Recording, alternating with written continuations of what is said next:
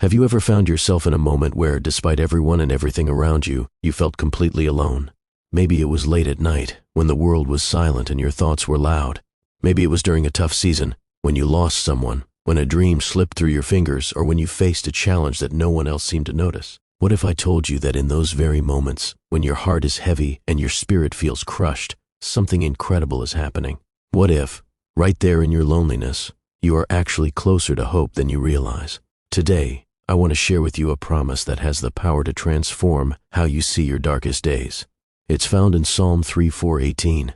The Lord is close to the brokenhearted and saves those who are crushed in spirit.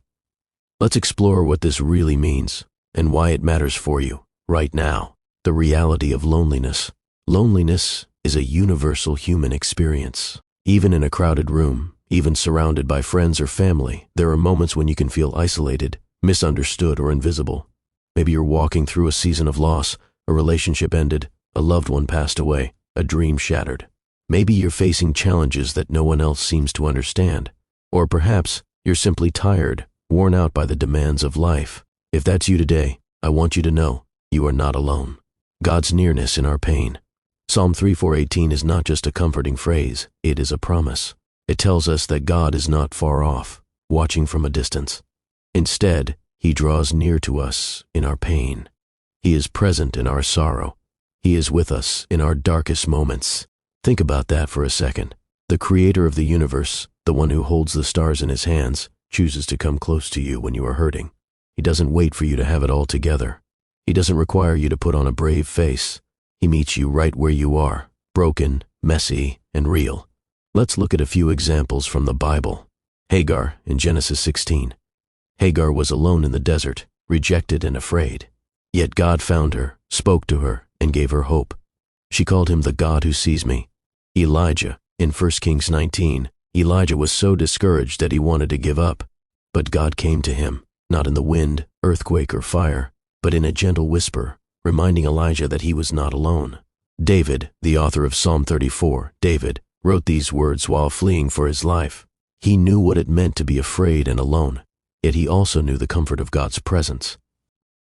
And then there is Jesus. He experienced loneliness, betrayal, and abandonment. In the Garden of Gethsemane, even his closest friends couldn't stay awake with him in his hour of need. On the cross, he cried out, my God, why have you forsaken me?" Jesus understands our loneliness because he lived it. Yet through his resurrection, he promises, I am with you always, to the very end of the age, Matthew 2:8-20. So what does this mean for you today? It means that no matter what you are facing, you are not alone. In your grief, God is with you. In your anxiety, God is near. In your confusion, God is present. In your loneliness, God is closer than your next breath. He sees you. He hears you. He cares for you. But how can you experience this nearness? Be honest with God. Pour out your heart to Him. Tell Him your fears, your doubts, your pain. He can handle your honesty.